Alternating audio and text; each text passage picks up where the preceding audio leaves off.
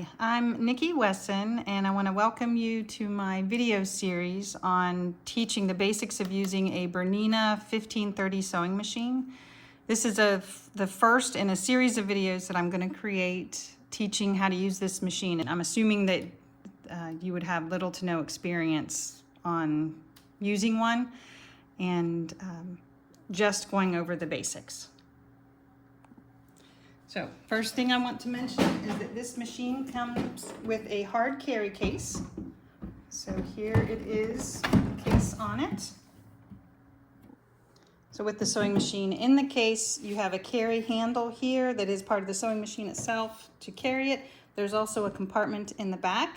And if you press on this, push that down on this lever or button, I'm not sure what to call it, but it sends out a shelf in the back. And let me move my camera. So I'll show you from the back. This swings out and has some of the items that you'll need. Here's your presser foot that comes out, and it's, see, press there. The plug to plug into the sewing machine is there. Then you also have an extension table here that is nice to use, and it usually has the sewing machine manual, which I'd already pulled out. That's right here. So hopefully you have this manual. It has a lot of really good information that you need in order to learn how to properly operate this machine. So now with those items pulled out of the drawer, I'm going to pull the cover back off. You just hold both sides and pull it straight up and off. As I said, that sewing machine handle is right here. That can be used inside the case or out.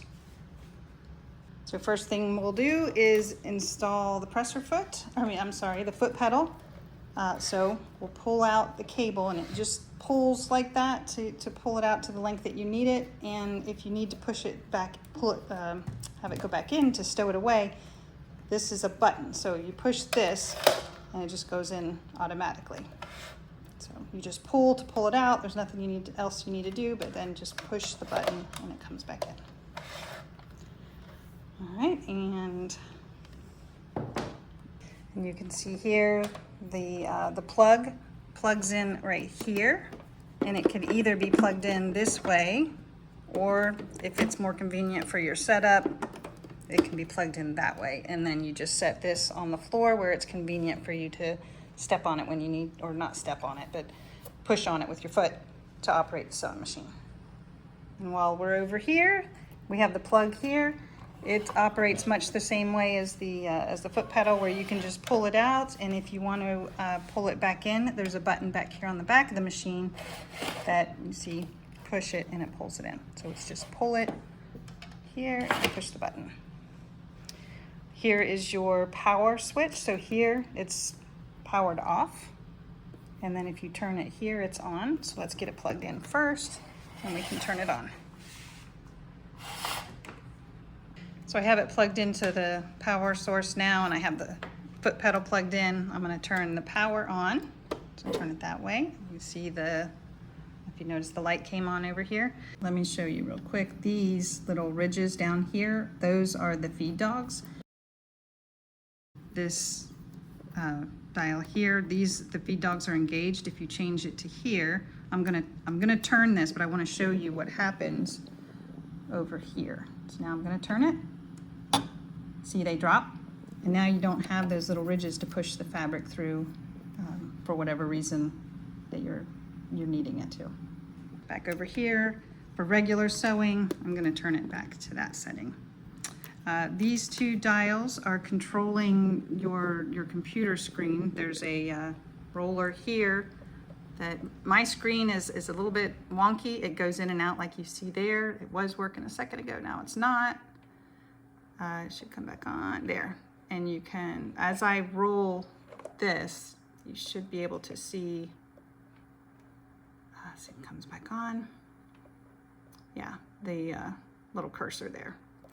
And for regular stitching, this is for straight stitching here, and this is for zigzag where I've got my cursor now. So just for regular stitching, I think it defaults to that. If you just start sewing, you're going to be in straight stitch mode. I think I have to change it to zigzag stitch first. So put it on the zigzag and hit the button. And that should change it to there we go, zigzag mode.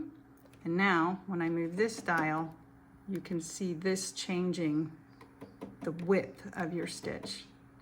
And this dial does your length, so you can see this changing smaller and larger in length.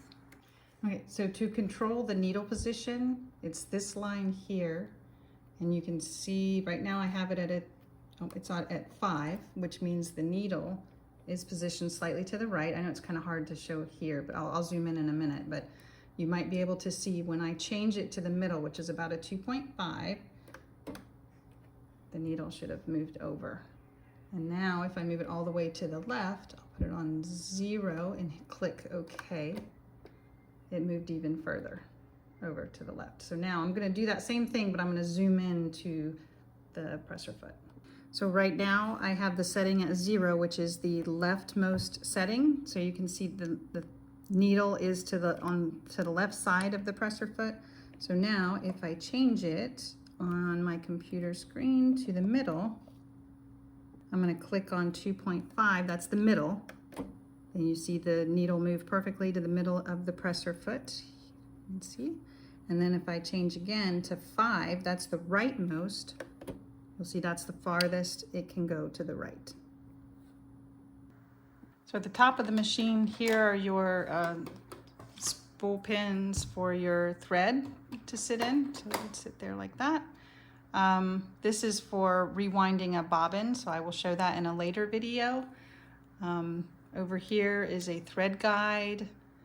This is used for winding your bobbin, which I'll show in a later video. Your tension is controlled here. It's a dial. Right now it's at the middle, the 5, but you can lessen the tension. And this is tension on the upper thread by turning it lower or higher. It'll go up to a 10. Put it back at 5. The thread gets threaded through here. So this is a thread guide. There's one here, here. Let's come down a little bit. This button here, you would push this and sew to go in reverse. This is a thread guide. There's another thread guide down here, but we'll show that more as we talk about the threading the upper thread. There is a box, an accessory box at the back of the machine that if you simply push it back, it comes off. And let me bring it around.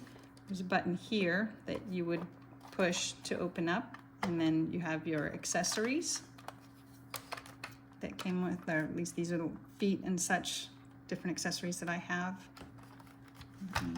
Just briefly, I'll show, these are all the different feet that you can switch out to replace this one on your machine.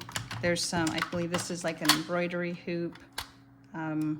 Maybe I'll do another video later on that talks about what the different things in here do, but this middle tray part actually lifts up, just lifting it straight up. And then here are additional supplies. Okay, so putting that back in, you can leave this in place, or you can use the table that I mentioned from before. So let me show it with the extension table. So here's your extension table, and you can see there's 2 tabs. This one broke, so there's just a piece in there that kind of made it work.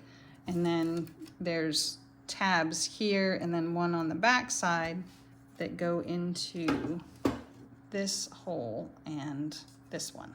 So you'll just line it up as best you can like that and push it to the right. And I find I just have to bump it a little bit there to get it. And now you have a much larger surface to work with.